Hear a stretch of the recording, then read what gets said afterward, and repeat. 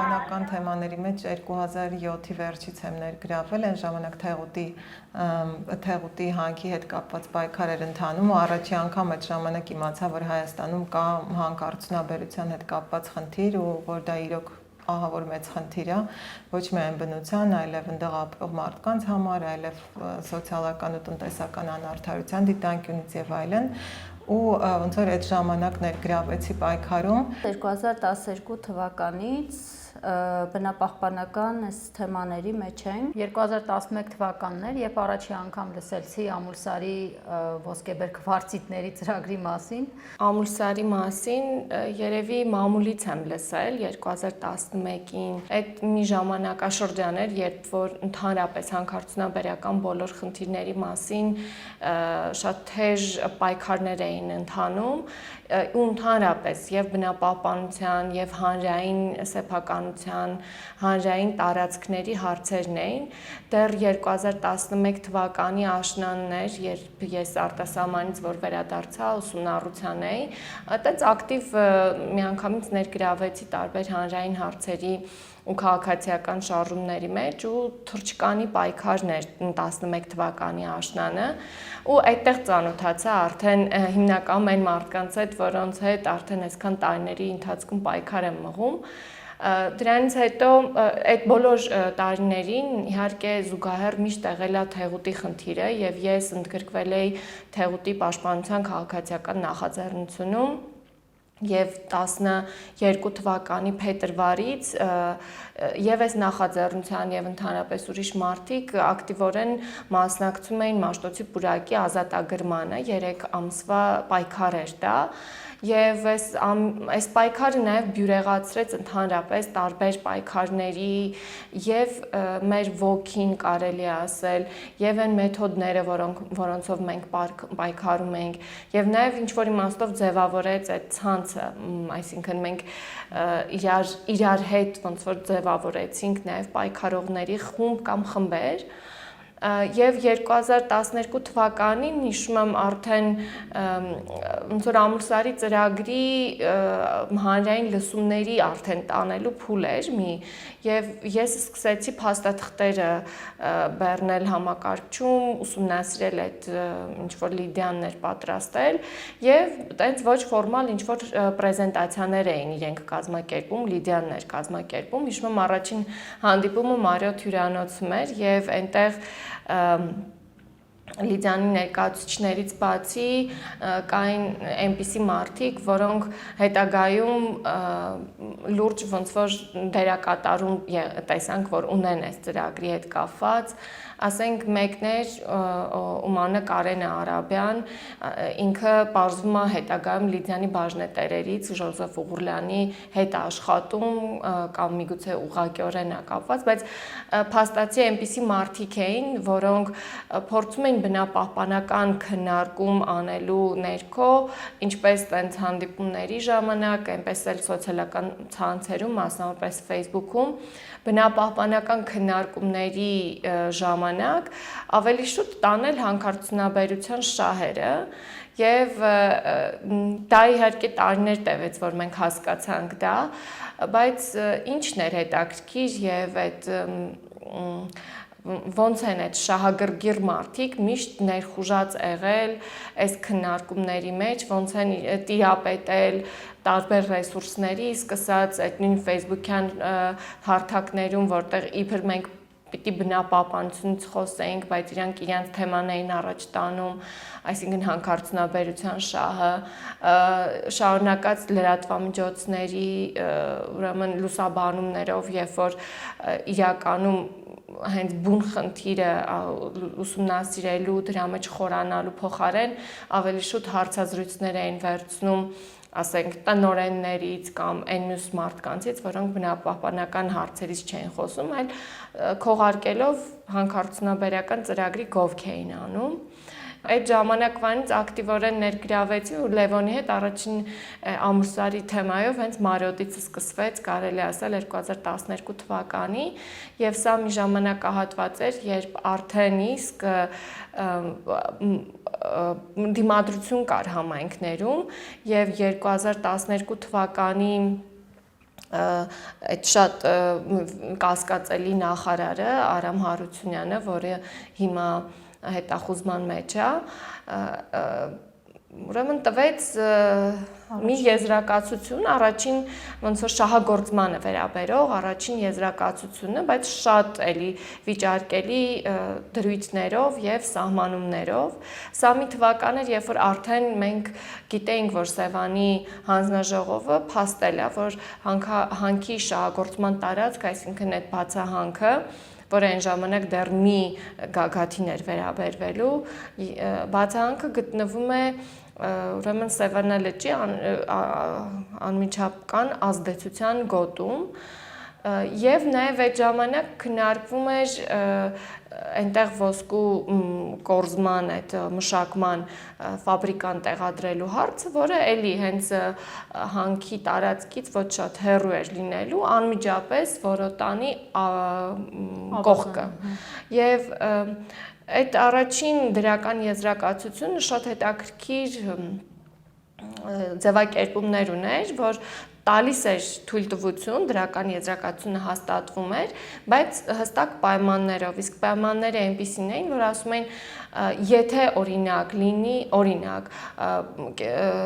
կարմիր գրքում գրանցված բուսատեսակ կամ կենդանատեսակ, ապա պետք է առաջնորդվել օրենքով, իսկ Հայաստանում օրենքը հստակ արգելում է նման վայրում այդպիսի տնտեսական գործունեություն, հա։ Այսինքն ակնհայտ էր, որ կա ինչ-որ դիմադրություն, ներքին դիմադրություն կա եւ կար դիմադրություն 2012 թվականի դրությամբ հենց գնդեվազում եւ այն գործողությունները, որոնք եւ Երևանում եւ տեղում տեղի էին ունենում, ինչ որ իմաստով այդ ժամանակ իրար արձագանքում էին եւ ոնց որ միաձայն էր դա։ Մտածում էի, որ իմ հարազատ գյուղում չի կարող հանքարդյունաբերություն լինել, որովհետև մինչ այդ ես ծանոթացել էի Թեղուտի, Ալավերդիի եւ մի շարք այլ համայնքներում գործող հանքարդյունաբերական խնդիրներին։ Եվ առաջի անգամ, երբ որ այցելեցինք գյուղ, դա ապրիլ ամիսն էր, աշխատում էի Էկոլոր տեղեկատվական կենտրոնում, եւ գյուղը ամբողջությամբ համայնքը անտեղյակ վիճակում էր, փորձում ենք իրենց իրազեկել, պատմել, ոչ մեկ չէր հավատում, որ ինչ կարգի խնդիրներ կարան լինեն։ Եվ իմ առաջի հոդվածը այսպես էր կոչվում՝ ջերմուկ առողջարան թե հանքավայր, ինչը դարձավ մեծ այսպես բողոքի կամ համայնքի ղեկավարության կողմից, այդքան էլ իրենց դուր չեկավ, մտածեցին ջերմուկի բրենդին մեծ վնաս եմ հասցրել այդպիսի ձևակերպում տալով հոդվածին։ Մի շարք հանդիպումներ են եղել ընկերության ներկայացուցիչների հետ, ովքեր որ փորձում էին թիմ մարմնի միջոցով ճնշումներ գործադրելով, հողերի վաճառքով, տարբեր գործողություններ իրականացնելով հասնել իրենց ուզածին։ Առաջին իսկ օրվանից մենք բարձրաձայնել ենք, որ ջերմուկը ազդակիր համայնք չի եւ ընկերությունը ոչ մի ուսումնասիրություն, փորձաքննություն չի կատարել ջերմուկում, սակայն ընկերության համար դա որևէ տեսակի փաստարկման առարկա չէր, մտածում էին, որ ջերմուկը հեռու է գտնվում ամուլսարից եւ պետք չի այնտեղ ոչ մի ուսումնասիրություն իրականացնել։ Ընկերությունը ընդլայնում էր իր տարածքը, սակայն որպես կանոն պետք է ջերմուկ ազդակիր համայնք ճանաչվեր, այդպես էլ չճանաչվեց։ 2006-ից մինչև 2016 թվական այդպես ազդակիր համայնք չճանաչելով մեր համայնքին ամենախոշոր համայնքին զրկեցին որոշումների կայացմանը մասնակցելուց։ Մինչդեռ այդ տարիների ընթացքում Գորհայք, Սարավան եւ Գնդեվազ գյուղի բնակիչների եւ թիմի հետ շատ սերտ համագործակցություն էր իրականացվում, մարդիկ սիրահոժար շատերը իրենց հողերն էին վաճառում, մտածելով, որ դա շատ լավ տարբերակ է եւ այդ տեսակ գումար երևի իրենց որևէ մեկը չառաջարկի։ Մինչդեռ 12 տարի անց պարզում ենք, որ գյուղապետը հսկայական կոռուպցիոն գործարք է իրականացրել $305,000 շրջանակներում։ Այդ տարիներին հիշում եմ, որ բնակիչները մտածում էին, որ լավ աշխատատեղ է, կարելի է այնտեղ փող աշխատել, փոխարենը իրենց կյանքն ու առողջությունն էին վտանգում, չնայած չէին էլ հավատում դրան։ Երբ որ ասում ենք փոշի ու պայթեցումների արդյունքում լուրջ խնդիրներ են ի հայտ գալու, չէին հավատում։ Մեր այցելություններից մեկի ժամանակ 2011 թվականին մի հատ շատ հետաքրքիր բան պարզեցինք, ռադոնի սարքեր էին տեղադրված մեր գյուղի բոլոր տներում, կարելի ասել, եւ ռադոնի ճառագայթում, այսպես ասեմ, ռադիացիան շատ բարձր էր կարծես թե, եւ իրենք փորձում էին ստուգեն, թե ինչ ռադիացիա կա։ Հրապարակեցինք այդ տեղեկատվությունը, սակայն մինչև օրս կարելի ասել մենք այդ ռադոնի ստուգման արդյունքների մասին ոչինչ չենք տեսել ու չենք էլ լսել, իմանանք ինչ էր այդ ժամանակ, որ համեմատություն ունենանք այսօրվա հետ։ Իմ բարեկամները շատերը աշխատել են հանքարդյունաբերական այս կենտրոնում, երբ որ ասում է այդ խնդիրների մասին չէին հավատում, բայց ժամանակի ընթացքում իրենք զգացին իրենց առողջության վրա լուրջ խնդիրներ եւ դուրս եկան այդ ծրագրից։ Եվ դա ամենակարևորն է, որ մարդիկ իրենց աչքով տեսան, թե ինչ վտանգ է իրենց սպառնում եւ անգամ այն բոլոր փաստարկները, որ որպես լրագրող ես բերում էի կամ իմ գործընկերները դրա մասին բարձրաձայնում էին, հիմնավորվեցին իրենց համար, վստահելի դարձան այն բանից հետո, երբ որ իրենց աչքով տեսան շինարարական փուլում գնդեվազի խմելու ջրի այսպես վնասված պատկեր, տեսան փոշի, որը 100 մետրից չի նստում, հիմա ցանկացած տեսակի փորձաքննություն էլ բերես, այդ համայնքի բնակիչին հակառակում չես համոզի, որովհետև մարդիկ իրենց աչքով տեսել են մի բան, որը երբեք որևէ փորձագետ չի կարող հերքել։ Ես հիշում եմ 2011 թվականին Ջերմուկում կայացած մի քննարկում, որտեղ ամբողջ համայնքը դեմ կանգնեց եւ չէր ուզում, որ այդտեղ որևէ տեսակի հանքարդյունաբերություն լինի։ Ընկերության ներկայացուցիչներն ասում են դուք ոչինչ անել չեք կարող, ձեր ձայնը որևէ տեսակի ազդեցություն չունի, անգամ այդ քննարկումը խմբով որ եկել էին, ուրեմն վիճաբանությամբ ավարտվեց։ Ես հիշում եմ, որ Ջերմուկի քաղաքապետը Ավագանին մի շարք նամակներ, բաց նամակներ են հղել, ասելով, որ մենք չենք ուզում այստեղ հանքարդյունաբերություն զարգանա։ Անգամ 2012-ի ամռանը մենք մեծ ակցիա արեցինք դեպի Արշավ, դեպի Ամուլսար, որտեղ բավականին շատ մարդիկ էին հավաքվել, որտեղ մեզ դիմավորեցին ընկերության աշխատակիցները մյուս կողմից եւ տենց պլակատներ էին կպցրել իրենց մոտ ունեին, ասում են գնացեք Թուրքիա, դուք ագենտներ եք, թե ինչ որ քլոսիկներ եք դուք, ինչ որ պիտակավորումներ էին տալիս, մտածում են, որ ինչ որ մի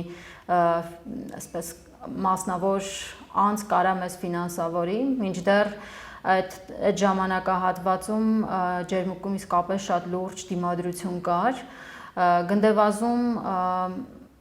եղել է դիմադրություն այն պահից սկսած, երբ որ տեսան, որ հողերի առք ու վաճառքը անարդար պայմաններով է տեղի ունենում, նաև իհարկե կար դիմադրություն մի քանի հոգու կողմից, որոնք որ շատ արդար անկախ փողի կամ հողի առկայությունից իրենց դիրքորոշումը միշտ արտահայտել են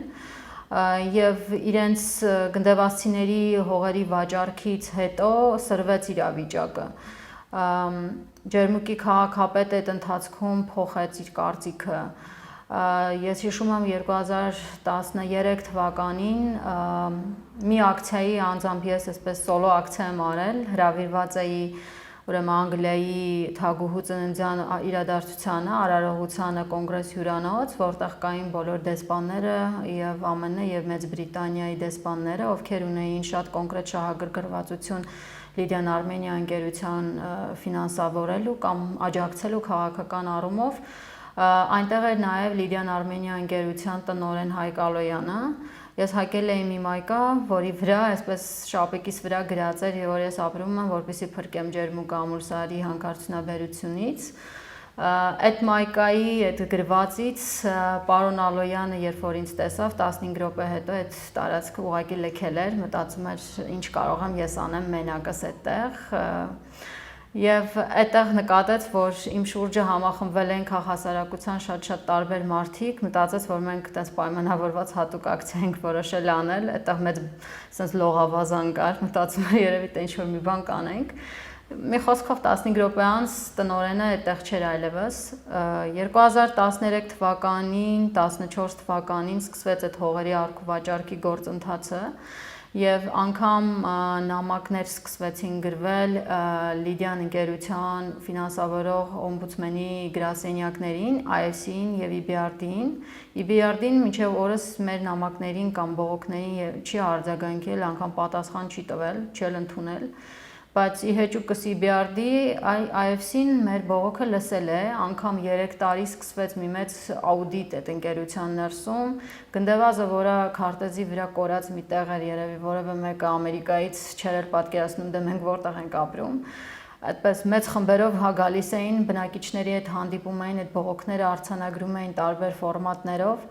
Ես միշտ այդ հանդիպումներին, այդ պաշտոնյաներին ասում էի, որ ասեք ես որտեղ կարող եմ ձեզ դատի տալ, որովհետև ձեր ֆինանսավորող կառույցը խախտում է իմ որպես քաղաքացու իրավունքներ, թե եթե ես մենակ եմ անգամ այս պահին, ապա ես պատրաստ եմ դա անել։ Դրան պատասխան չկա, որովհետև մեր երկիրը որպես այդպեսին պիտի կարողանա դիմադրի։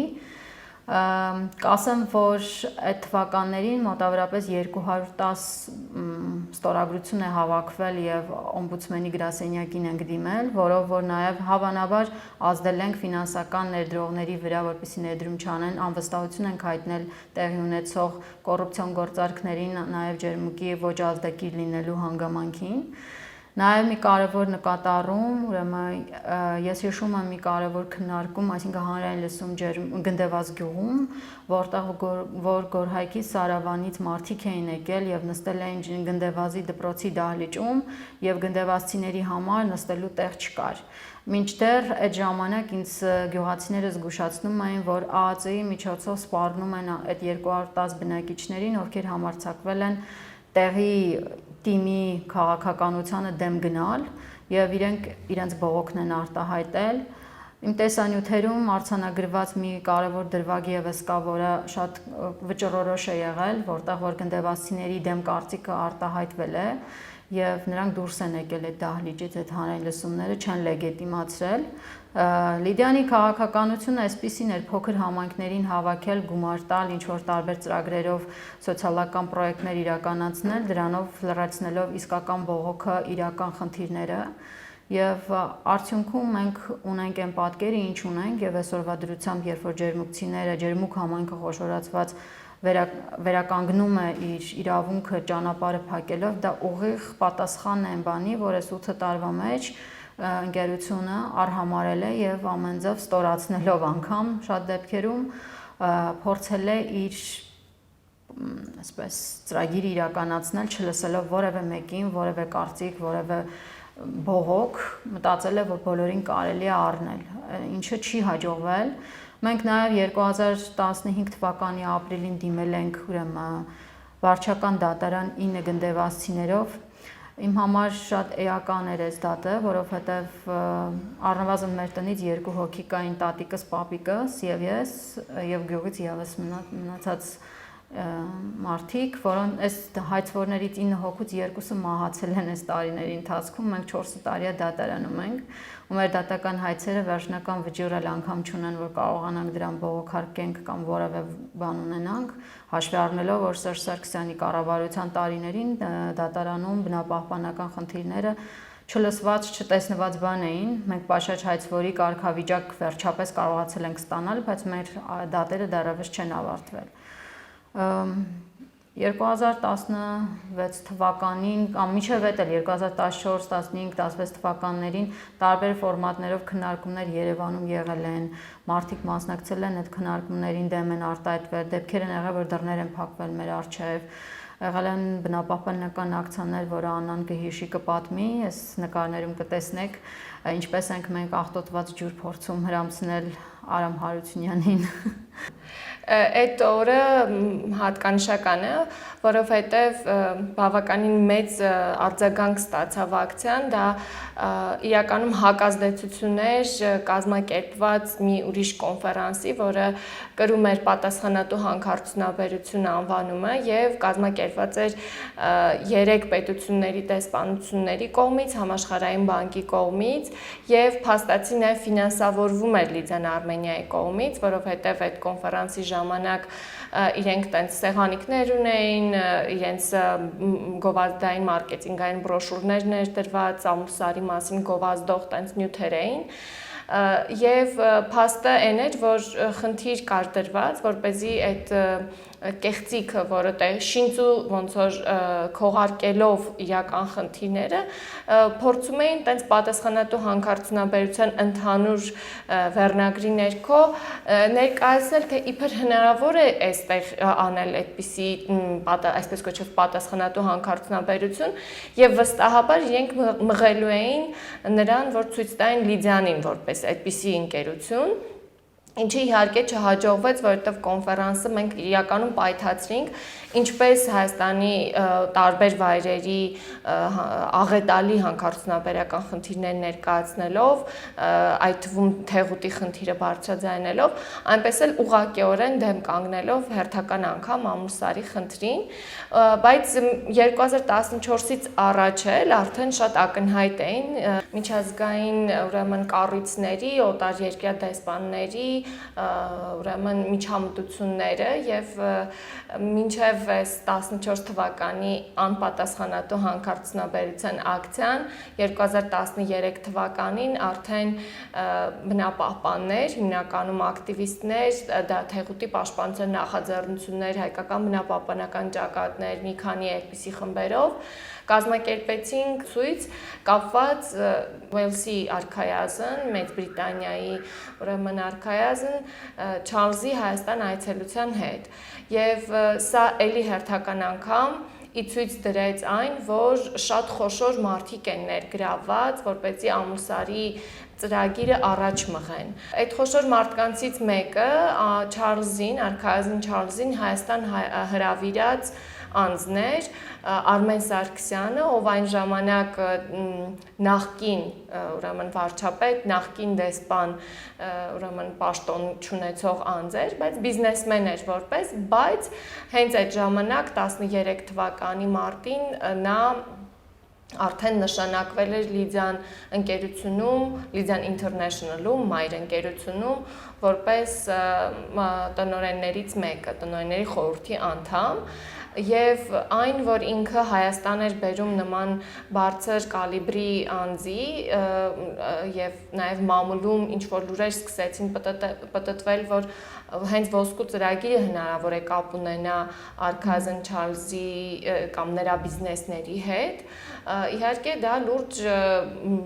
հակազդեցություն առաջացրեց, այդ ակցիան էլ մեր շատ հաջողված ակցիաներից մեկն էր եւ ամեն ինչ չի որ հեշտ ա եղել, այսինքն ես այդ ակցիայի կազմակերպիչներից մեկն եմ եղել, նույնիսկ մեզ հիշում եմ հրավիրեցին Անգլիայի դեսպանատուն, որ բացատրեն, որ արքայազն Չարլզը կապ չունի հանքի ծրագրի հետ, դուք իրան մի թիրախավորեք եւ այլն, մինչեւ այդ նենց նկարներ էին տարածվում, իհարկե հանրային պախարակման մեթոդն էլ շատ լավ մեթոդ է, որ փորձում էին ցույց տալ, որ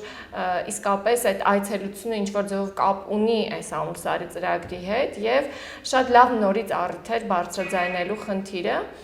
եւ Արմեն Սարգսյանը ավելի ուշ, հատկապես վերջին 1-2 տարվա ընթացքում, երբ նշանակվեց Հայաստանի ուրեմն նախագահ, ստիպված եղավ բացատրություններ որոշ ներկայացրել դեռևս այդ թվականներին Լիդիանում իր ներգրավվածության մասին եւ մեզ պարզ դարձավ հետեւյալը, որ հայաստանյան օրենսդրությանը համապատասխանելու եւ խնդիրներ, այսպես կոչված խնդիրներ լուծելու նպատակով նրան են դիմել ուրեմն Լիդիանի բաժնետեր այն ժամանակ հանդիսացող, հավանաբար մինչև հիմա, սփյուռքահայ, ներդրող եւ մեծահարուստ Ժոզեֆ Ղուրլյանը եւ այն ժամանակ Հայաստանի դեսպանը։ Եվ ինքը ներգրավել է որպեսզի լուծի խնդիրներ, որոնք այդ ժամանակ առկա են Հայաստանի կառավարության եւ Լիդիանի միջեւ։ Սա շատ կարելի ասել շրջադարձային ժամանակահատված էր, երբ իսկապես մինչ այդ բոլոր տեսակի օրենսդրական խոչընդոտները, որոնք կային Լիդիանի եւ այդ հանքարդյունաբերական ծրագրի առջեւ, 2013 թվականից հետո այդ խոչընդոտները կամ վերացան, կամ իրենց հնարամիտ ձևերով, բայց ոչ օրինական ձևերով դրանք փորձ արվեց շրջանցել։ Ամեն ինչ հեշտ չի եղել կազմակերպել, նաև մենք ասենք բոլորս ամեն մեկս միտեղ աշխատում էինք կամ ունեինք որոշակի ներգրավվածություններ, միշտ ճնշումներ շատ են եղել, ինձ համար էլ հեշտ չի եղել աշխատել մի ասենք կազմակերպությունում, որը լրատվամիջոց ուներ, որտեղ աշխատում էին, որտեղ իրարամերժ ինչ-որ իրավիճակ էր հենց մասնավորապես Ամուլսարի հետ կապված, այն իմաստով, որ կային լրագրողներ, ովքեր լուսաբանում էին կամ փորձում էին իրենց ուրեմն անաչառ ձևով վերաբերվել այս հարցի լուսաբանմանը, բայց կային նաև մարդիկ, ովքեր կոնկրետ զբաղվում էին տվյալ ընկերության գովքով եւ ինձ համար էլ շատ դժվար էր աշխատել այնպիսի միջավայրում, որտեղ այդ միավորված կարծիք չկար, բայց ակնհայտ էր, որ ինչ որ մարդիկ կարծես պատվերով են աշխատում այդ կազմակերպությունից հետո ես էլ դուրս եկա այդ լրագրողներից մեկն էլ դուրս եկավ ինքը չեմ կարող թաքցնել, ասենք նույն Դերենիկն է Մալխասյան, որը շարունակում է մինչ օրս միայն Լիդիանի գովքով զբաղվել եւ հոգուտ իրեն գրել ու ես ինձ մի օրինակ եմ բերում կոնկրետ մի անձի, բայց շատ են այդ մարդիկ, որոնց վրա ընկերությունը ազդել է եւ որոնց միջոցով նաեւ հանրային կարծիք է փորձել ձևավորել, այդ մարդկանցից մեկը հիմա օրինակ ազգային ժողովում падգամավորի պաշտոն ունի, բայց շարունակում է այլ ընկերության շահերը ներկայացնել, նախկինում լինելով լրագրող, որը երևի տասնյակ եւ հարյուրավոր հնարավոր է հոդվածներ նվիրել ուղակի Լիդիանի գովքին, Բաբկեն Թունյանի մասին է խոսքը, ասածս այն է, որ այս տարիների պայքարի ընթացքում անընդհատ բախվել ենք այդ խնդրին, որ ռեսուրսներ, իշխանություն, այդպիսի բարձր մակարդակի, մեծ մակարդակի կապեր ունեցող, ուրեմն ուժի հետ ենք ուժի դեմ ենք պայքարել եւ բախվել ենք դրան։ Ինչևէ, շատ մեծ դեր ուներ նաև համաշխարհային բանկը իր մասնավոր հատվածին ֆինանսավորող կառույցով, միջազգային ֆինանսական կորպորացիայով, թեմին ներկայացրեց, որ հենց կորպորացիային ուղված բողոքներ գնացին եւ 3 տարի իրականում այդ օմբուդսմենի գրասենյակը քննում էր կորպորացիայի դեմ գնացած բողոքը, բայց ասենք այնպիսի մարդիկ կային, որոնք միջամտել էին, որպեսզի ներգրավվի, որ էլի հերթական անգամ ակնհայտ է դառնում, որ հայաստանյան բավականին ազդեցիկ մարդիկ եւ կապիտալի հետ կապ ունեցող մարդիկ են եղել։ Նույն Ներսես Կարամանուկյանը, որը եղել է Լիդիանի տնօրեններից մեկը, ինքը նաև եղել է IFC-ի, այսինքն միջազգային ֆինանսական կորպորացիայի տնօրենների խորհրդի անդամներից մեկը, եւ զարմանալի չի, որ օմբուդսմենի գրասենյակը, երբ որ գնահատման իր զեկույցներ հրապարակել, զեկույցում գրել էր, որ իրենց համարել է զարմանալի, որ այն ժամանակ, երբ որ պարզ է դարձել, որ Լիդիան ընկերությունը որպես նորաստեղծ ընկերություն, որը որևէ փորձ չունի հանքարդյունաբերության ոլորտում, մենակ է մնացել ծրագրում, մինչդեռ շատ կարևոր սկզբունք ունի նույն միջազգային ֆինանսական կորպորացիան, որ պարտադիր ներգրավում է այնպիսի ծրագրերում, որտեղ այդ ոլորտի փորձառություն առնվազն մի քանի տարիների պետք է լինի, 5 տարվա փորձառություն։ Ինչ էր եղել, որ 2000 երևի 7-8 թվականից մենք էլ դեռ չգիտենք, այդ IFC-ից երևի գրավելու, ներգրավելու համար ներկայացվել էր, թե իբր այս ծրագրին բավականին խոշոր ամերիկյան հանքարդյունաբերական ընկերություն է նաև մասնակցում, որպես մասնաբաժին ունեցող ընկերություն Newmont-ը, բայց Newmont-ը վաղուց դուրս էր եկել ծրագրին, մինչդեռ շարունակվում էր այդ մասնակցությունը ֆինանսական կառույցների, այսինքն այն ճանապարհները, թե ոնց է Լիդիանը հասել սրան, իրականում էլի հերթական անգամ ցույց են տալիս, որ ամեն ինչ արվել է, որպեսզի ուղղակի ծածկվեն կամ քողարկվեն եղած խոչընդոտներ, արգելքները, նույնիսկ իրենց ներսի խոչընդոտներ, իրենց ներսի ֆինանսավորման հետ կապված խոչընդոտները իրենք առաջ ընթանան եւ միշտ եղել են, գրեթե ամեն տարի եղել են եւ բողոքի ակցիաներ, եւ այդ գանգատարկման գործընթացները եւ նամակները, ասենք նույն 14 թվականին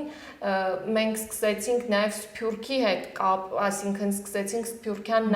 մամուլում նամակներ հրապարակել, որովհետեւ մեզ համար ակնհայտ էր դարձել, որ Լիդիանը նաեւ ուզում է Սփյուռքի փող ունեցող հայերին ներգրավել, որ իրենց արժետոմսերը առնեն, սկսեն ֆինանսավորել, եւ մենք նաեւ մեր ձայնն էինք հղում Սփյուռքի ուրեմն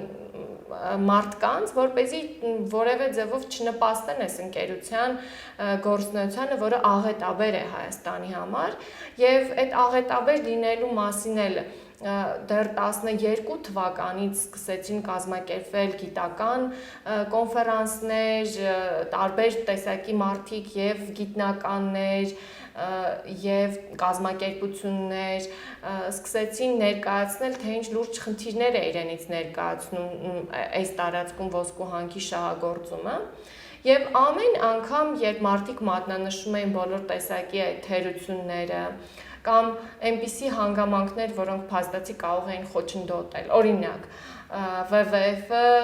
հրապարակեց, որ այդ տարածքում կա կարմիր գրքում գրանցված բուսատեսակ, որը փաստացի պիտի խոչընդոտ հանդիսանար, բայց Լիդիանը հասավ նրան, որպեսզի կառավարությունը մի հակասահմանադրական եւ օրենքին հակասող որոշում ընդունի, թե իբր կարմիր գրքում գրանցված բուսատեսակների այլ վայրում աճեցնելու կարգ է սահմանում, որը Լիդիանը օգտագործեց իբրև տենց հաղթաթուղթ, թե սա մեզ համար խոչընդոտ չէ։ Եվ այսինքն ամեն անգամ, երբ իր ուրեմն այդ շմագը կլինի, իր ծրագրի այլ մանրամասները կլինեն, երբ որ ներկայացում են եւ դա քննադատության էր ենթարկվում, իրանք վերցնում էին այդ քննադատությունը եւ հոգուտ ոնց որ փաթեթավորում էին, ինչ որ փորձում էին դա շրջանցելու միջոցներ գտնել եւ ելի առաջ էին ընթանում։ Փաստն էր, որ 2013 թվականից իրենց առջև բացվեցին ուրեմն ճանապարհները, կանաչ լույս վառվեց, բայց միևնույն է դիմադրությունը շարունակվում էր եւ այդ տարիների այդ ամբողջ ալիքը ինչ որ իմաստով նաեւ կուտակվեց ու կուլմինացվեց մեծ ժողովրդական արդեն դիմադրության մեջ, որը ընդհանուր իմաստով էր ուղղված իշխանությունների քաղաքականության դեմ, Հայաստանի կառավարության քաղաքականության դեմ, որին մենք արդեն որպես հետևանք ականատես եղանք 2018 թվականին։ 2008 թվականին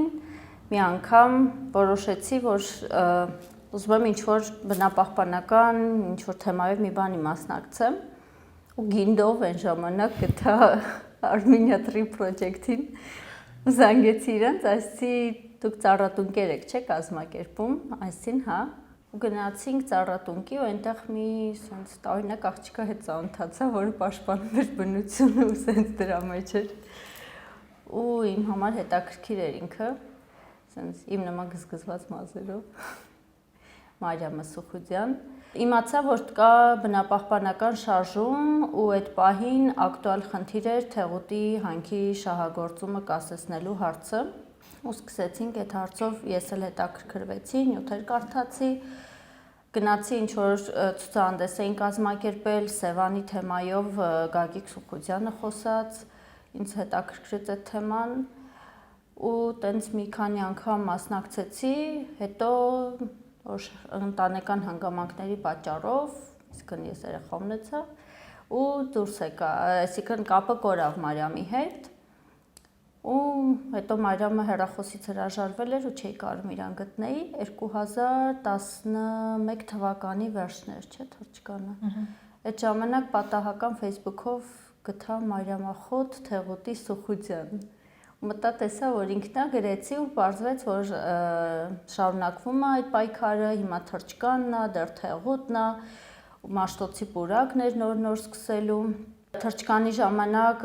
հետևում էի տանից on-line, որովհետև երեխան փոքր էր, դեռ տենց առաջին քայլերը մի քիչ բան էի անում, գնամ ոստիկաններ են, չգիտեմ ինչա։ Հետո Մաշտոցի պուրակում գնացի ու մնացի։ Այն ժամանակ տղաս 3 տարեկան էր ու ինքը մեծացել է այս պրոցեսների մեջ, այն որ 2 շաբաթ առաջ ինձ հարցնում է մամ թթվային դրենաժն ինչ է, այդ արդեն լուրջ է։ Ու այդ ժամանակվանից Թեղուտի համար պայքարն է եղել, հենց այդ ժամանակ Ամուլսարի մասին իմացանք, հետո Թեղուտի խնդիրը բարձրաձայնելու համար որոշեցինք պլաստիկ շշերով նավ սարքենք, որպեսզի տարածաշրջանում ամենամեծ նավը, որ բարձրաձայնենք Թեղուտի խնդիրը, այն էլ մեր հայրենի Կակեբեն ամեն ձևով մեզ խանգարեց ու նավը կիսատ մնաց, հետո Տենց այդ ընթացքում լիքը անգամներ ոստիկանների հետ բախումներ են եղել։ Հիմիկվա ոստիկանապետ Օսիպյանն ժամանակ մեր ցույց ծրողն էր, մեզ արդեն անգիր գիտեր։ Թեղուտը բացեցին, որովհետև հովանավորվում էր շատ վերևներից ու չկարողացանք դեմը առնել։ Ամուլսարը այդ պահին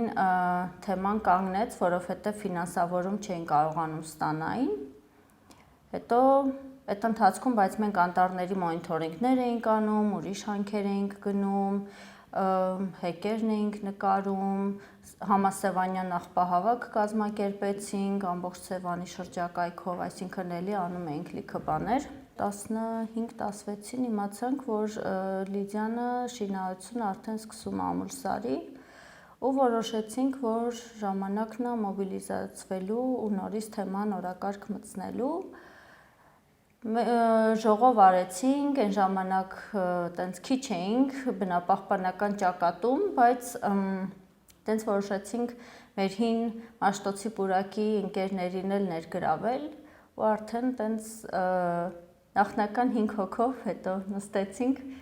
ու որոշեցինք, որ մենք պետքա թեման օրակարգ մտցնենք։ Սկսեցինք ակցիաներ անել 5 հոգով, կողքից էլի մարդիկ էին միանում, օչամբարի ջրեր էինք նվիրում նախարարներին։ Այդ ժամանակ ֆիլմ ստեղծվեց Ամուլսարի մասին, որի պրեզենտացիան մի հատ մեծ գունդ էին սարքել ոսկու գույներով, որը հաշվարկել էին այն ծավալներ 70 տոննա ոսկու, որ իբր կա Ամուլսարում։ Ու տենց այդ պրեզենտացիային այդ ոսկու գունդը որ տեսանք, ասինք էս կլինի, տակ մեզ ակցիա անենք ու տվեցին մեզ ու այս նկարի գունդն է։ Մենք ամբողջ քաղաքով այս գունդը ման տվեցինք, հետո երբ որ տարանք որոշեցինք հրապարակի մեջտեղում տնենք, ոստիկանները չթողեցին։ Դու տենց թողեցինք մեջտեղում, գնացինք ու իրենք կես ժամ չգիտեին ինչ անեին այդ գնդի հետ։ Զանգում էին դա իրանց այդ մեծերին, ասում էին, որ մի հատ գնդակ աստեղ ինչ անենք հետը, մենք էլ լրվից նայում էինք։ Ու տենց կամաց թեման մտավ օրակարգ, մարդիկ սկսեցին խոսալ, բայց շինարարությունը գնում էր, որովհետև այդ պահին ոնց որ քիչ էինք ու այդքան էլ չունեինք տեղացիների մեծամասնության աջակցությունը, բայց անցյալ տարվա հեղափոխությունից հետո, այսինքն հենց հեղափոխության ընթացքում մենք երթ կազմակերպեցինք դեպի Ջերմուկ ու սենց ինչ որ մարգարեական անունով Ամուլսար չարի վերջը ու լիքը մարդ Երևանից գնացինք, որպեսզի զգուշացնենք օֆշորային հանքագերներին, որ ինչպես մերժել ենք նախորդ կոռումպացված ռեժիմին ու սերժիկներին, այդպես էլ ձեզ ենք մերժելու ու չենք հանդուրժելու, որպեսզի գաք ու մեր ընդերքը օգտագործեք։ Ու նաև բեմադրեցինք չարի վերջը Թումանյանի մի քիչ ձևափոխած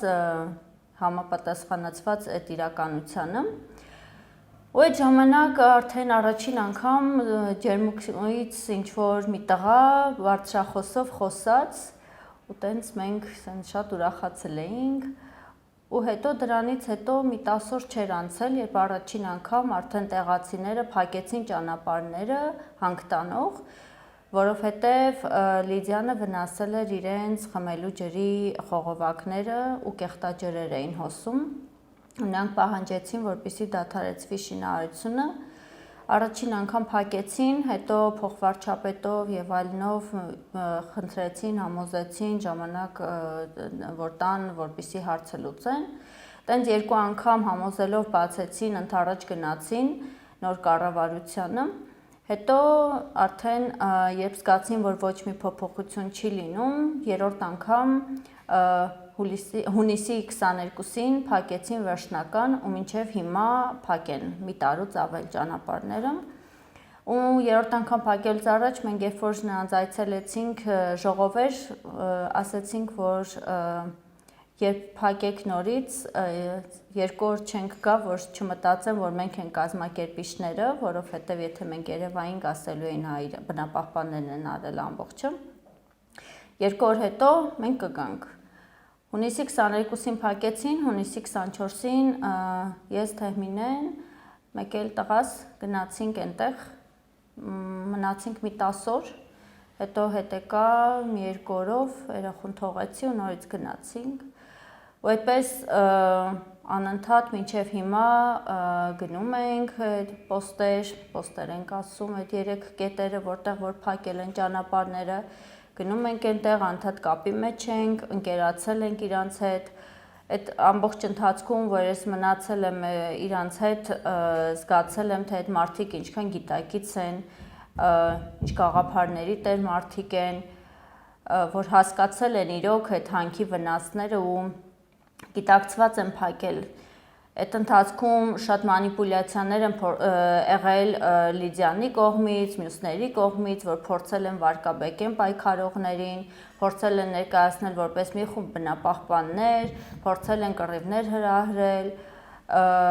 փորձել են մեզ վարկաբեկել, թիրախավորված իրանց կեղծ ֆեյքեջերով Facebook-ի անընդհատ մեր մասին սուտ ինֆորմացիա են տարածում, Լիդիանի ֆեյքերը մեր անձնական նկարներով մեր մասին ամենակեղտոտ զրպարտություններն ու վիրավորանքներն էին տարածում, որ իրանց առած լրատվամիջոցներով էին այդպես նյութեր տարածում, փորձում էին ոնց որ կոնֆլիկտ ստեղծել մեր ու տեղացիների միջև, բայց այս ամբողջ ընթացքում մենք անդադ հաղթահարել ենք այդ ամեն ինչը ու մինչև հիմա սենց միասին համերաշխ առաջ են գնացել։ Հիմա այդ ոնց որ այդ ընթացքում հա նաև եղան հանրագրեր, տեղացիները երբ հեղափոխությունից հետո վարչապետը ասեց, որ հիմա ուղիղ ժողովրդավարության ժամանակն է եկել ու ժողովրդի ձայնը լսելի է լինելու ու կարող եք ստորագրահավաքներ անել ու եթե ինչ-որ թեմայի մասին ուզում եք, որ որոշում ընդունվի, դրանից հետո տեղացիները նախաձեռնեցին հանրագիր ու 3000 մարդ ջերմուկ համայնքից ստորագրեց, որպեսզի ջերմուկ համայնքում արգելվի մետաղական հանքարդյունաբերությունը ու փոխարենը զարգացվեն այլ տնտեսության ճյուղերը։ Այդ հանրագիրը կարելի ասել ջերմուկի 90%-ը ստորագրեց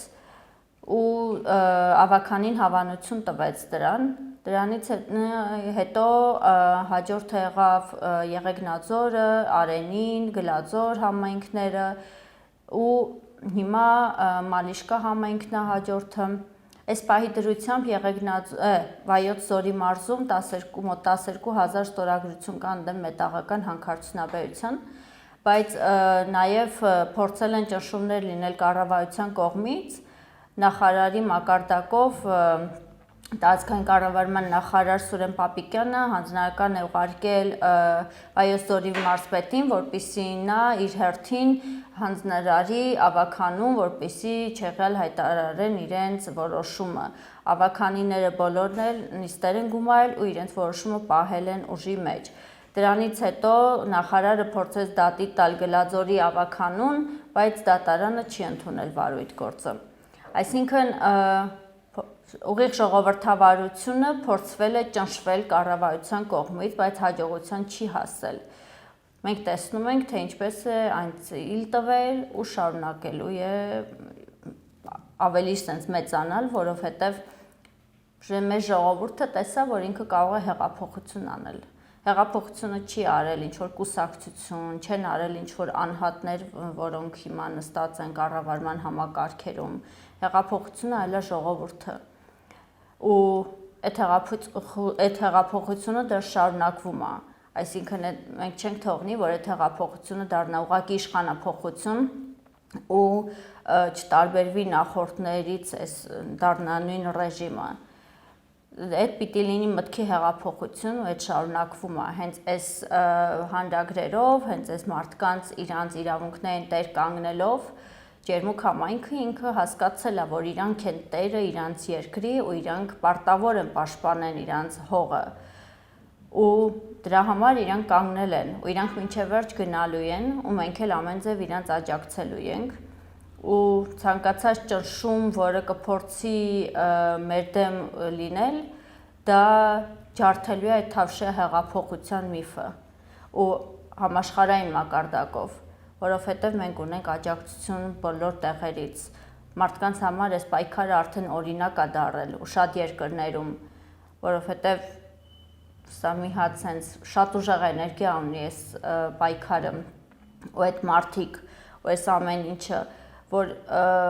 մի տարուց ավել մարդիկ կարող են լրիվ տարբեր մարդիկ համախմբվել մի գաղափարի շուրջ ու ամեն մեկը իր տեղում անի լիքը գործողություն, որոնք ճիշտ գործողություններ, համախմբված գործողություններ, որոնք տանում են մի նպատակի, որ մենք պահպանենք մեր բնությունը,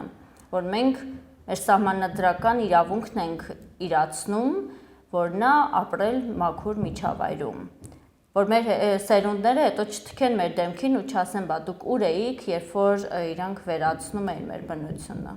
Եկավ մի պահ, երբ որ Թեղուտի հանքը բացվեց, ես շատ այնց դժվար էմոցիոնալ ժամանակ եմ համել ապրել, ոնց որ երևի շատերը մեզանից ու մի 2 տարի այդ պայքարներին չեմ մասնակցել, այսինքն երևի 12 թվականի ամուլսարի ակցիայից հետո մինչև 15-16 թվականները գրեթե այս ոլորտում ոչինչ չեմ արել։ Անին, որ պատմեց, երբ որ կազմակերպվեցին բնապահպանական ճակատային ժամանակվա գրասենյակում մի քիչ ավելի մեծ հանդիպում ու այդ հարցը դրվեց, որ շինարարություն են սկսում, կարծես ուզում են ի վերջո այս ծրագիրը անել։ Այդ ժամանակ էր, որ նորից ներգրավվեցի ու այս անգամ արդեն ամուլսարի պայքարում։ Դրա համար ինձ համար շատ կարևոր է, որ այս անգամ մենք անպայման հաղթենք։ Կուզեի ասել, որ շատ կարևոր է եղել այս ամբողջ ընթացքում նաև տարբեր մասնագետների ու գիտնականների ներգրավումը ու Հայաստանում ճիշտ է քիչ են մարդիկ, ովքեր որ մանավանդ այդ թվականներին 2008, 10, 12 եւ այլն համարձակություն են ունեցել խոսել մի բանի դեմ, որը բարձրագույն մակարդակով հովանավորվում էր իշխանությունների կողմից, բայց այդպիսի մարդիկ եղել են եւ իրանց ձայնը շատ կարեւոր էր ու շարունակում է կարեւոր մնալ։ Ու մի քանի հոգի այդպիսի մասնագետներ կային, ասենք Արմեն Սաղաթելյանն էր Էկոլոգոնոսֆերա ինստիտուտից, ակադեմիայի Հակոբ Սանասարյանը, ով տարիներ շարունակ հանքարդյունաբերության խնդիրների մասին խոսել է, Շահեն Խաչատրյանը, Հրաչյա Ավագյանը, ով մահացել է, Նազելի Վարդանյան իրավական տեսանկյունից եւ այդպես մի քանի հոգի մատերի վրա հաշված կարելի ասել, բայց նրանք խոսում էին այն կարևոր խնդիրների մասին, որոնք հետագայում հաստատվեցին նաև միջազգային փորձագետների կողմից։ Այդ թթվային ապարների դրենաժի մասին, ջրերի հետ տեղի մակերևութային եւ ստորգետնյա ջրերի հետ խնդիրների մասին եւ այլն։ Շատ կարևոր եղավ 2017-18 թվականներին ամերիկահայ քիմիական եւ բնապահպանական ինժեներ Հարոլդ Բրոնոզյանի ներգրավումը, ով որ մի 2 տարի շարունակ գրագրություն ունենալուց հետո նախարարության, այսինքն ընդհանուր առմամբ կառավարության եւ Լիդիանի հետ անդադ փորձում էր նա իր դիտարկումները ասել, քանի որ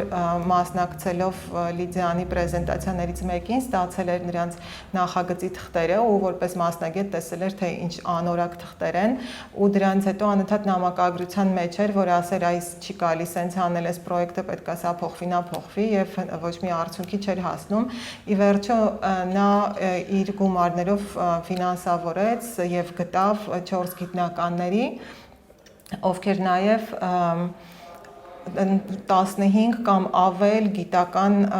զեկույցներ հրապարակեցին ուսումնասիրելով Լիդիանի փաստաթղթերը, մասնավորապես մակերևութային ջրերի եւ ստորգետնյա ջրերի մասով, եւ սա եկավ վերահաստատելու Հայաստանի գիտնականների քննադատությունները, որ այս ծրագիրը շատ մեծ վտանգներ է պարունակում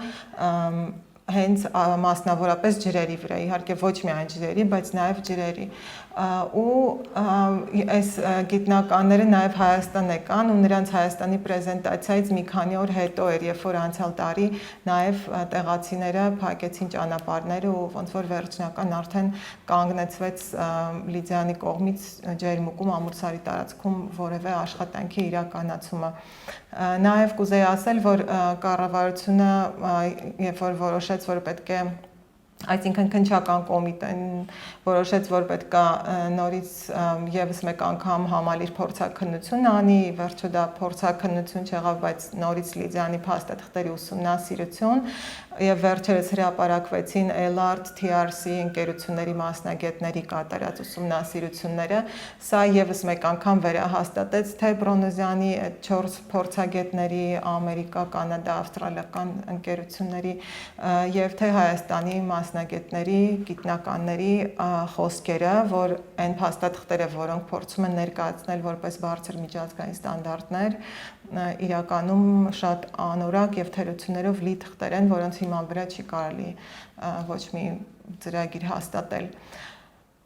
Սա գիտնականների մասով, նաև Ամուլսարի ծրագրում շատ կարևոր մենք ունեցանք եւ ունենք մեծ միջազգային զորակցություն։ Այս տարվա հունվար ամսի վերջին օրինակ 40 շատ հեղինակավոր բնապահպանական եւ իրավապաշտպան կազմակերպություններ, մի երկու օրինակ ասեմ, որ բարձ լինի, ասենք Friends of the Earth, որը համաշխարհային ամենահայտնի կազմակերպություններից է, կամ Amnesty International-ի մասնաճյուղերից էլի, որը ամենահայտնի իրավապաշտպան կազմակերպություններից է, կամ Bankwatch ցանցը, որը որ բանկերի գործունեության վերահսկողություն է իրականացնում, այդ կալիբրի կազմակերպություններ նամակ էին գրել կառավարությանը եւ Նիկոլ Փաշինյանին եւ այդ 40 կազմակերպությունները կոչ էին անում, որ այս ծրագրի բացումը չթույլատրվի եւ հարգվեն տեղացիների իրավունքները, հարգվեն Հայաստանի օրենքները, որոնք խախտվել էին Ամուլսարի ծրագրի հաստատմամբ եւ այլն։ Եվ սա ոնց որ միակ օրինակը չէր, նաև այս վերջերս մի քանի ամիս առաջ օրինակ լոնդոնյան երկու կազմակերպություններ, ովքեր միջազգային արբիտրաժային դատարանների դեմ են ընդհանրապես պայքարում, Հայաստան եկան եւ հիմա նրանք համաշխարհային քարոզարշավ են սկսել Լիդիանի դեմ, որպեսզի վերջինս չկարողանա Հայաստանին դատի տալ արբիտրաժներում կամ ինչ-որ հաջողության հասնել։ Հիմա հենց այս օրերին տեղի ունենում տարբեր քաղաքներում ցույցեր, որտեղ որ ոչ հայերը, ոչ միայն Հայաստանի Սփյուռքի ներկայացուցիչները, այլ հենց անգլիացիները, շվեդները եւ այլոք բողոք են հայտնում այն կապակցությամբ, որ Հայաստանի կառավարությունը ուզում է հաստատել Ամուլսարի ծրագիրը եւ կոչեր են անում, որպեսզի նման բան տեղի չունենա։ Ու այս միջազգային սոլիդարությունը շատ կարեւոր է, որովհետեւ հանքարդյունաբերության թեման ընդհանրապես ամբողջ աշխարհում է կարևոր թեմա։ Եթե մենք նայենք, ասենք Բրազիլիայում, Կանադայում, Ամերիկայում, Շվեդիայում, աշխարհի բոլոր երկրներում տեղի ժողովուրդները պայքարում են, որպեսզի տարբեր հանքարդյունաբերական պրոյեկտներ չլինեն իրենց տարածքներում, որովհետև արդեն իսկ ամբողջ աշխարհում, անկախ նրանից, թե ինչքան պատասխանատու են իրենց հայտարարում ընկերությունները, մարդիկ իրենց կենսափորձով տեսնում են, ոնց է դա վատ ազդում իրենց առողջության վրա,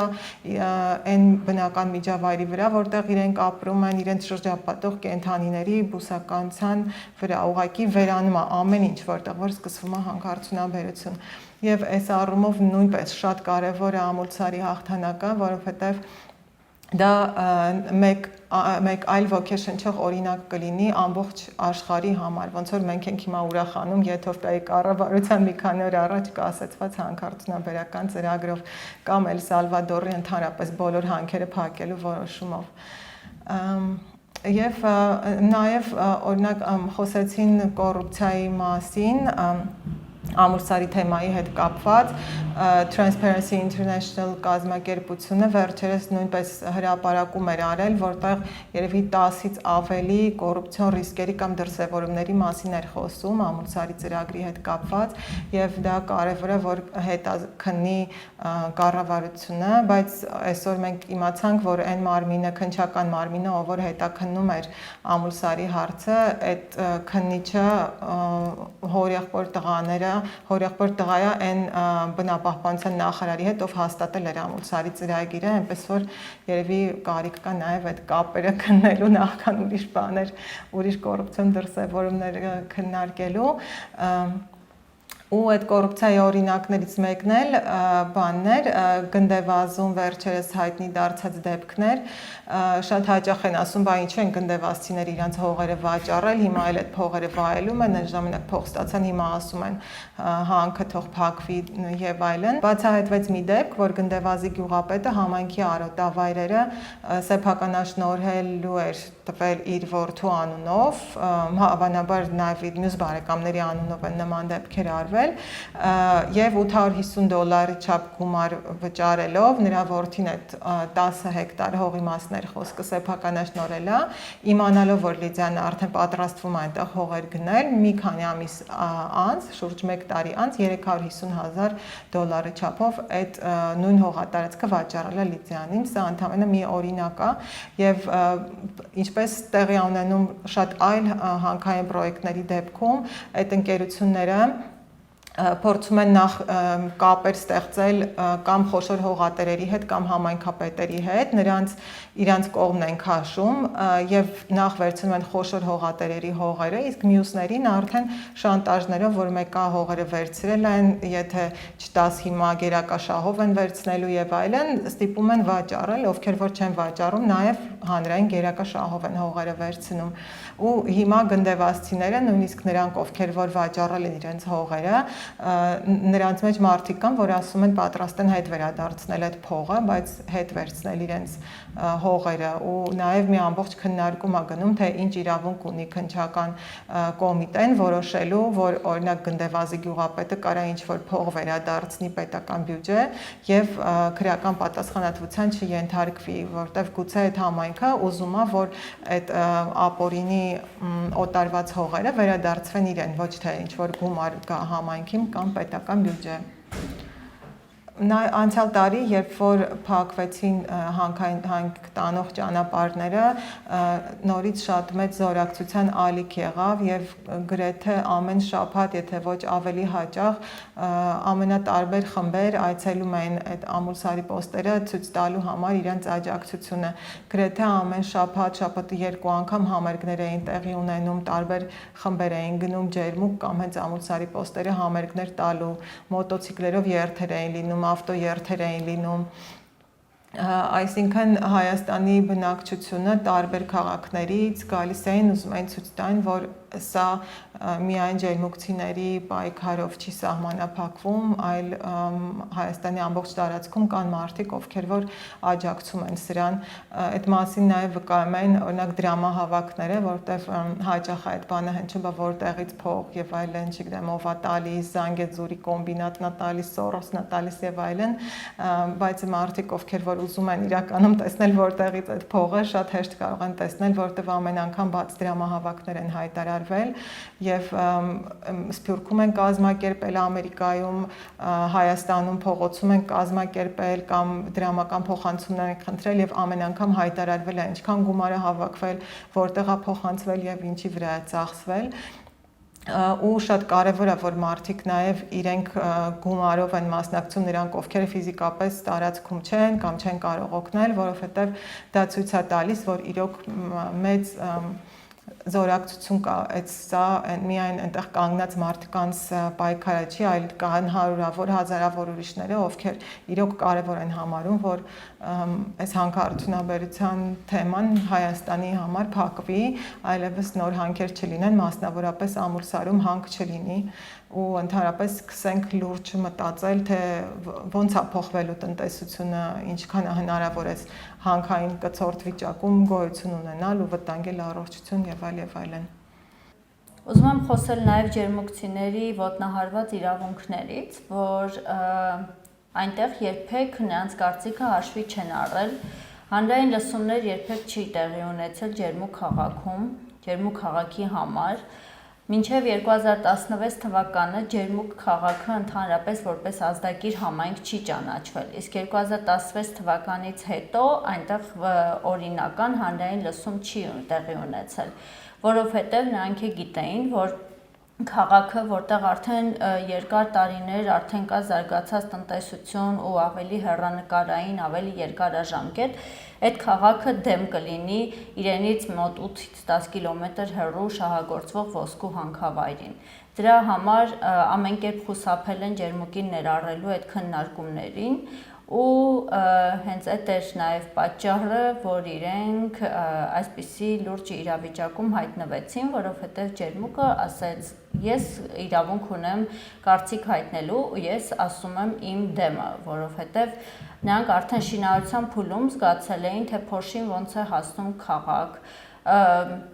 զբոսաշրջիկների հոսքներ քչացել ու ավտոներն էին ծանր գնում, այսինքն քաղաքի, առողջարանային քաղաքի մթնոլորտը ամբողջությամբ փոխվել էր։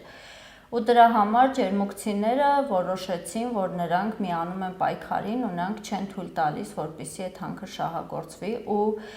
Պոստերի ժողովուրդը նաև կուզեմ մասին էլ երկու բառով ասեմ, այդ մարդիկ թողել են իրենց ընտանիքները, թողել են իրենց աշխատանքը հիմնականում ու նրանք այնտեղ օր ու գիշեր հերթապահում են հանուն գաղափարի։ Նրանք այնտեղ են իրենց առողջության հաշվին, իրենց անձնական կյանքի հաշվին ու ինչպես նշեց Արփինեն, շատերն են նրանց աջակցում, այսինքն մարդ կարող է ուղղակի ավտոմեքենայով անցնելուց կանգներ ու մի ինչ-որ սնունդ տար, թեյ տար, սուրճ տար,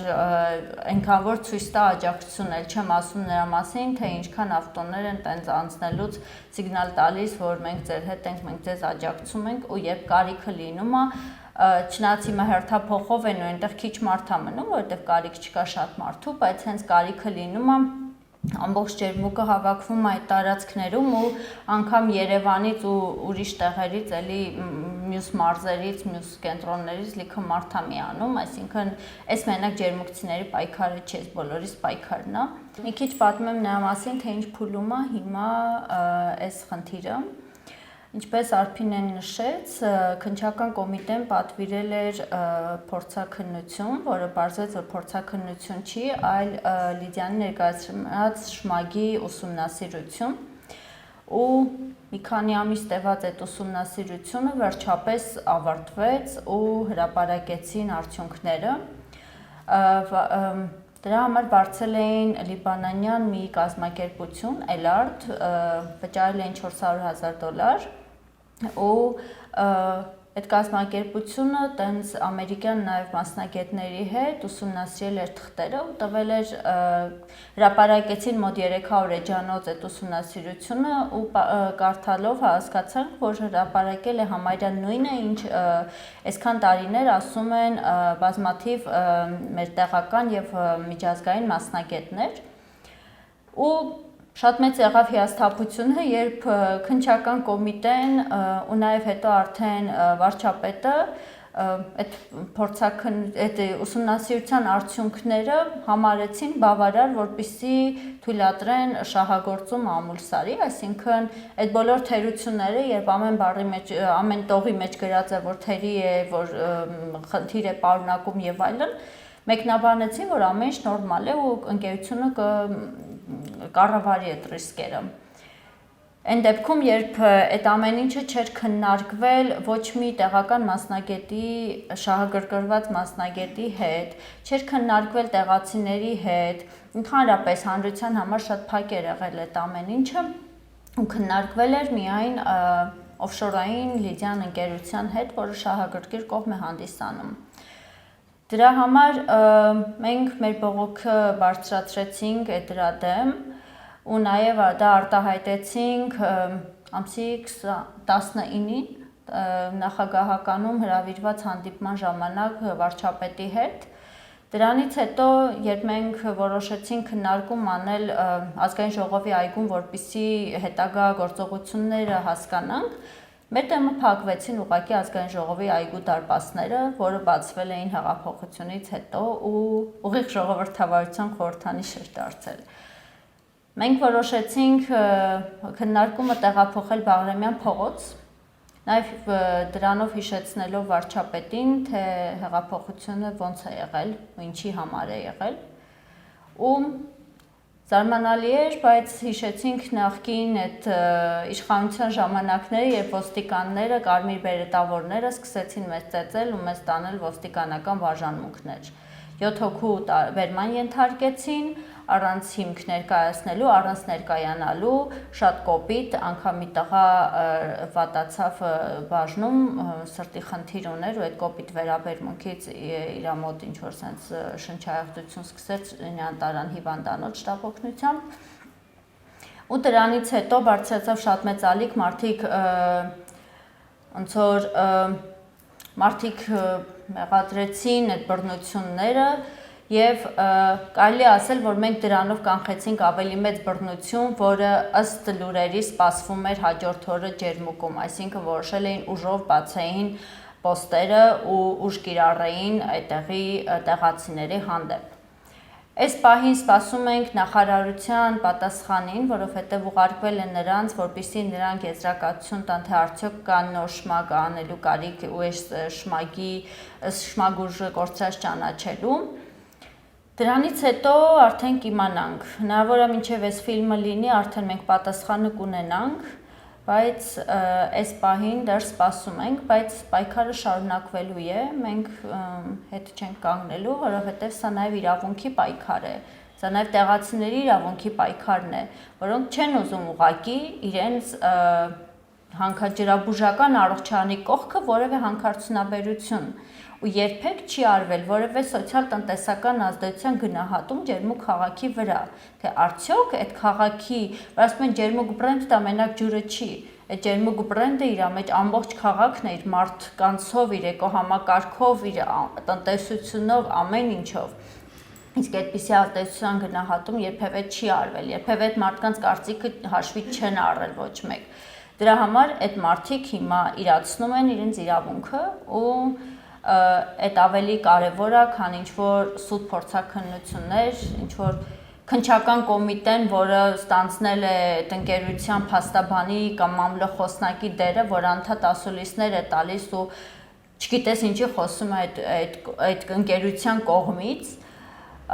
թող կառավարություն ուսումնասիրի, թե ինչ կոռուպցիոն ռիսկեր կան այս ամեն ինչի տակ, որովհետև չի կարող ուղղակի պետական մարմինը այսպես փութաջանորեն լծված լինի ինչ-որ օֆշորային ընկերությանը պաշտպանելով, երբ դա իր գործառույթներից դուրս է, դա իր իրավասությունների մեջ չի մտնում։ Նա ունի իրավասություն ուսումնասիրելու կոնկրետ դեպքերը, իսկ նա դա թողած զբաղվում է, չգիտեմ ինչերով, ջուր պղտորելով։ Ուզում եմ ուղղակի ասել, որ ամուլսարը սարա մնալու, ու մենք մինչև վերջ պայքարելու ենք, որովհետև սա արդեն դարձել է մեր լինել չլինելու հարցը ու չգիտեմ, էլ հետ քայլ չկա։